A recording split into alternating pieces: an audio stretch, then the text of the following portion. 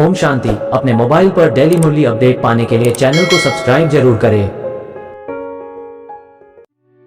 व्यक्ति साइलेंस द्वारा double light फरिश्ता स्थिति का अनुभव करो। सदा खुशी में झूलने वाले, सर्व के विघ्नहर्ता व सर्व के मुश्किल को सहज करने वाले तब बनेंगे जब संकल्पों में दृढ़ता होगी और स्थिति में डबल लाइट होंगे। मेरा कुछ नहीं, सब कुछ बाप का है। जब बोझ अपने ऊपर रखते हो तब सब प्रकार के विघ्न आते हैं। मेरा नहीं तो निर्विघ्न।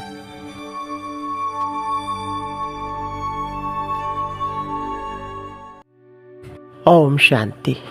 आज 22 जनवरी 2024 की साकार मधुर मुरली। आज मीठे मीठे बाप दादा ने कहा, मीठे बच्चे, तुम्हें संपूर्ण पावन बनना है, इसलिए कभी किसको दुख नहीं दो। कर्मेंद्रियों से कोई विकर्म ना हो, सदा बाप के फरमान पर चलते रहो। प्रश्न, पत्थर से पारस बनने की युक्ति क्या है? कौन सी बीमारी इसमें विघ्न रूप बनती है? उत्तर, पत्थर से पारस बनने के लिए पूरा नारायणी नशा चाहिए। देह अभिमान टूटा हुआ हो, यह देह अभिमान ही कड़े ते कड़ी बीमारी है। जब तक देही अभिमानी नहीं तब तक पारस नहीं बन सकते। पारस बनने वाले ही बाप के मददगार बन सकते हैं। नंबर 2, सर्विस भी तुम्हारी बुद्धि को सोने का बना देगी। इसके लिए पढ़ाई पर पूरा अटेंशन चाहिए। ओम शांति। रूहानी बच्चों प्रति रूहानी बाप सावधानी देते हैं कि बच्चे अपने को संगम युगी समझो, सतयुगी तो नहीं समझेंगे। तुम ब्राह्मण ही अपने को संगम युगी समझेंगे और तो सभी अपने को कलयुगी समझेंगे। बहुत फर्क है सतयुग और कलयुग, स्वर्गवासी व नरकवासी।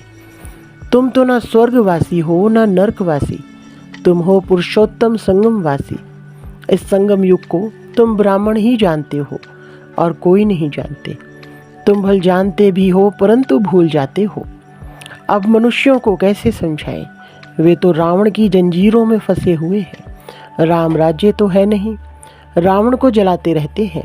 इससे सिद्ध है कि रावण राज्य है। राम राज्य क्या है और रावण राज्य क्या है, यह भी तुम समझते हो नंबरवार। बाप आते हैं संगम युग पर तो यह भेंट भी अभी की जाती है, सतयुग और कलयुग की। कलयुग में रहने वालों को नरकवासी, सतयुग में रहने वालों को स्वर्गवासी कहा जाता है। स्वर्गवासी को पावन, नरकवासी को पतित कहा जाता है। तुम्हारी तो बात ही निराली है।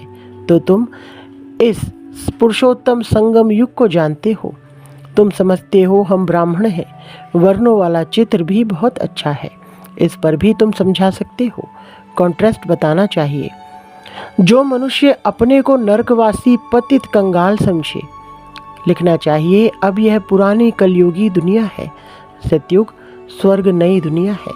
तुम नरकवासी हो या स्वर्गवासी, तुम देवता हो या असुर, ऐसे तो कोई नहीं कहेंगे कि हम स्वर्गवासी हैं। कई ऐसे समझते हैं हम तो स्वर्ग में बैठे हैं। अरे यह तो नरक है ना, सतयुग है कहाँ? यह रावण राज्य है। तब तो रावण को जलाते हैं। उन्हों के पास भी कितने जवाब होते हैं। सर्वव्यापी पर भी कितनी डिबेट करते हैं। तुम बच्चे तो एकदम क्लियर पूछते हो, अब नई दुनिया है या पुरानी दुनिया? ऐसा क्लियर कॉन्ट्रास्ट बताना है। इसमें बहुत ब्रेन चाहिए। ऐसा युक्ति से लिखना चाहिए जो मनुष्य अपने से पूछे कि मैं नरकवासी हूँ या स्वर्गवासी। यह पुरानी दुनिया है या नई दुनिया है? यह राम राज्य है या रावण राज्य? हम पुरानी कलयुगी दुनिया के रहवासी हैं या नई दुनिया के वासी हैं?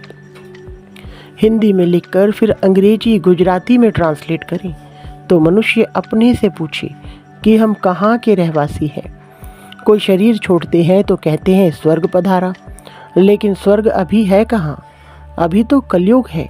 जरूर पुनर्जन्म भी यहाँ ही लेंगे ना। स्वर्ग तो सतयुग को कहा जाता है, वहाँ अभी कैसे जाएंगे? यह सब विचार सागर मंथन करने की बातें हैं। ऐसे क्लियर कंट्रास्ट हो। उसमें लिख दो भगवानुवाच। हर एक अपने से पूछे, मैं सतयुगी राम राज्य निवासी हूँ या कलयुगी रावण राज्य का निवासी हूँ। तुम ब्राह्मण हो संगमवासी, तुमको तो कोई जानते ही नहीं, तुम हो सबसे न्यारे।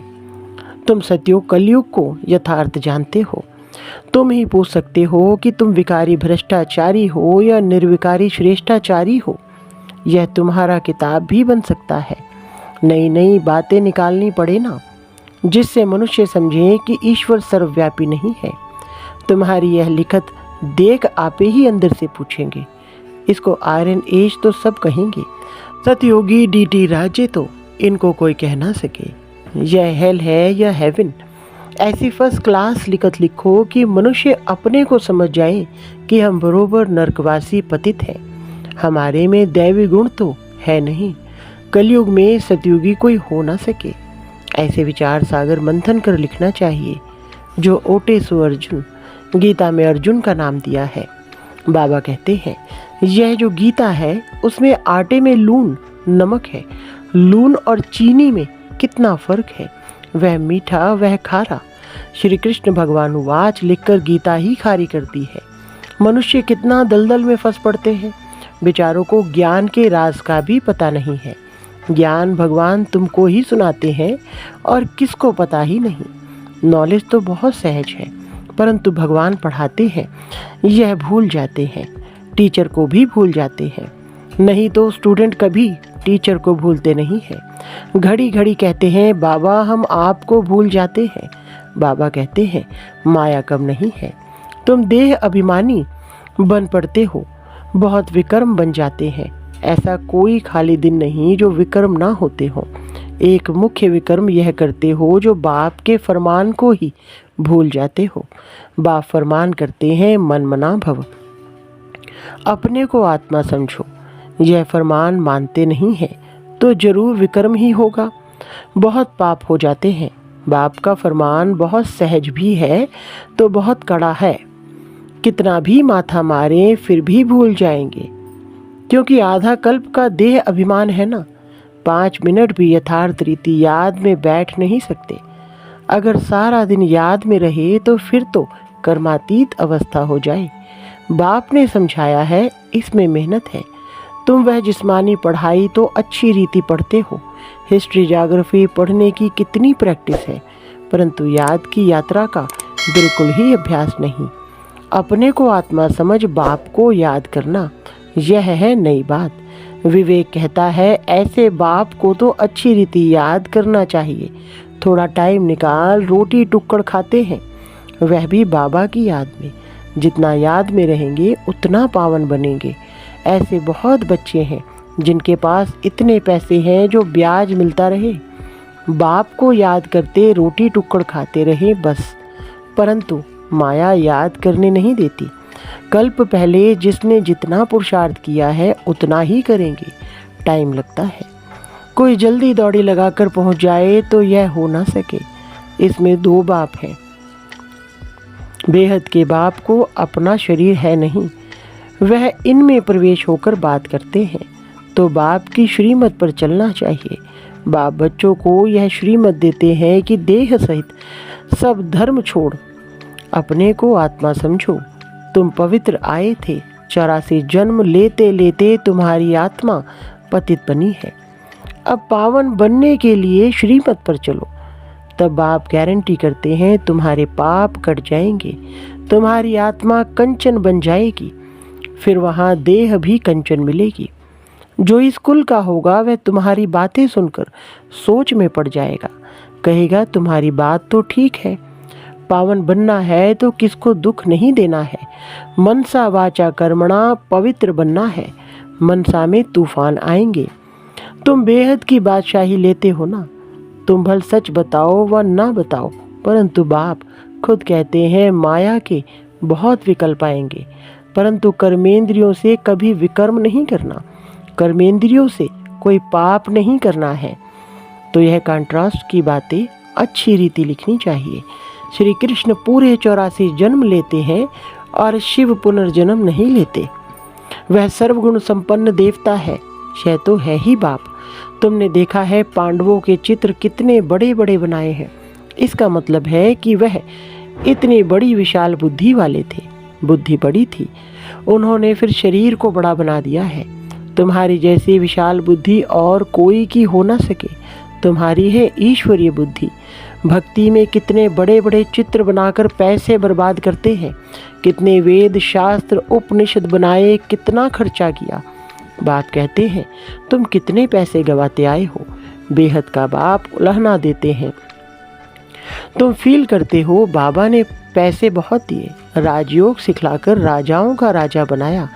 वह जिस्मानी पढ़ाई पढ़कर बैरिस्टर आदि बनते हैं, फिर उससे कमाई होती है। इसलिए कहा जाता है नॉलेज सोर्स ऑफ इनकम। यह ईश्वरीय पढ़ाई भी सोर्स ऑफ इनकम है, जिससे बेहद की बादशाही मिलती है। भागवत रामायण आदि में कोई नॉलेज नहीं है, एम ऑब्जेक्ट ही कुछ नहीं। बाप जो नॉलेजफुल है वह बैठ तुम बच्चों को समझाते हैं। यह है बिल्कुल नई पढ़ाई। वह भी कौन पढ़ाते हैं? भगवान। नई दुनिया का मालिक बनाने के लिए पढ़ाते हैं। इन लक्ष्मी नारायण ने यह पढ़ाई से ऊंच पद पाया है। कहाँ राजाई, कहाँ प्रजा। कोई की तकदीर खुल जाए तो बेड़ा पार है। स्टूडेंट समझ सकते हैं कि हम पढ़ते हैं और फिर पढ़ा सकते हैं व नहीं। पढ़ाई पर पूरा अटेंशन रखना चाहिए। पत्थर बुद्धि होने के कारण कुछ भी समझते नहीं है। तुमको बनना है सोने की बुद्धि। वह उन्हों की बनेगी जो सर्विस में रहेंगे। बैज पर भी किसको समझा सकते हो? बेहद के बाप से बेहद का बरसा लो। भारत स्वर्ग था ना, कल की बात है। कहाँ 5000 वर्ष की बात, कहाँ लाखों वर्ष की बात। कितना फर्क है। तुम समझाते हो तो भी समझते नहीं है, जैसे बिल्कुल ही पत्थर बुद्धि है। यह बैज ही तुम्हारे लिए जैसे एक गीता है, इसमें सारी पढ़ाई है। मनुष्यों को तो भक्ति मार्ग की गीता ही याद रहती है। अभी तुम जो बाप द्वारा गीता सुनते हो, उससे तुम 21 जन्म के लिए सदगति को पाते हो। शुरू में तुमने ही गीता पढ़ी है, पूजा भी तुमने ही शुरू की है। अब पुरुषार्थ कर गरीबों को भक्ति मार्ग की जंजीरों से छुड़ाना है। कोई ना कोई को समझाते रहो, उसमें से 1-2 निकलेंगे। अगर 5-6 इकट्ठे आते हैं तो कोशिश कर अलग अलग फार्म भराएं। अलग अलग समझाना चाहिए, नहीं तो उन्हों में एक भी ऐसा होगा तो औरों को खराब कर देगा। फार्म तो जरूर अलग भराओ। 1-2 का देखे भी नहीं तो वह समझ सकेंगे। यह सब युक्तियाँ चाहिए, तब तुम सक्सेसफुल होते जाएंगे। बाप भी व्यापारी है। जो होशियार होंगे वह अच्छा व्यापार करेंगे। बाप कितना फायदे में ले जाते हैं। झुंड इकट्ठा आए तो बोलो फार्म अलग अलग भरना है। अगर सब रिलीजियस माइंड्स हो तो इकट्ठा बिठाकर पूछना चाहिए, गीता पढ़ी है? देवताओं को मानते हो? बाबा ने कहा है भक्तों को ही सुनना है और भक्तों को ही सुनाना है। हमारे भक्त और देवताओं के भक्त वह जल्दी समझेंगे। पत्थर को पारस बनाना कोई मासी का घर नहीं है। देह अभिमान कड़े ते कड़ी बहुत गंदी बीमारी है। जब तक देह अभिमान नहीं टूटा है तब तक सुधरना बड़ा मुश्किल है। इसमें तो पूरा नारायणी नशा चाहिए। हम अशरीरी आए, अशरीरी बनकर जाना है। यहाँ क्या रखा है? बाप ने कहा है मुझे याद करो। इसमें ही मेहनत है, बड़ी मंजिल है। चलन से मालूम पड़ता है यह अच्छे मददगार बनेंगे। कल्प पहली मिसल। मीठे मीठे सिकिलधे बच्चों प्रति माता पिता बाप दादा का याद प्यार और गुड मॉर्निंग। रूहानी बाप की रूहानी बच्चों को नमस्ते। रूहानी बच्चों की रूहानी बाप दादा को नमस्ते जी। धारणा के लिए मुख्य सार। नंबर 1, मनसा वाचा कर्मणा पवित्र रहना है। कर्मेंद्रियों से कोई विकर्म ना हो, इसकी संभाल करनी है। आत्मा को कंचन बनाने के लिए याद में जरूर रहना है। नंबर 2, देह अभिमान की कड़ी बीमारी से छूटने के लिए नारायणी नशे में रहना है। अभ्यास करो, हम अशरीरी आए थे, अब अशरीरी बनकर वापस जाना है। वरदान, योग करने और कराने की योग्यता के साथ साथ प्रयोगी आत्मा भव। विस्तार, बाप दादा ने देखा बच्चे योग करने और कराने दोनों में होशियार हैं, तो जैसे योग करने कराने में योग्य हो, ऐसे प्रयोग करने में योग्य बनो और बनाओ। अभी प्रयोगी जीवन की आवश्यकता है। सबसे पहले चेक करो कि अपने संस्कार परिवर्तन में कहाँ तक प्रयोगी बने हैं, क्योंकि श्रेष्ठ संस्कार ही श्रेष्ठ संसार के रचना की नींव है। अगर नींव मजबूत है तो अन्य सब बातें स्वतः मजबूत हुई पड़ी हैं। स्लोगन: अनुभवी आत्माएं कभी वायुमंडल व संग के रंग में नहीं आ सकती। अच्छा, ओम शांति।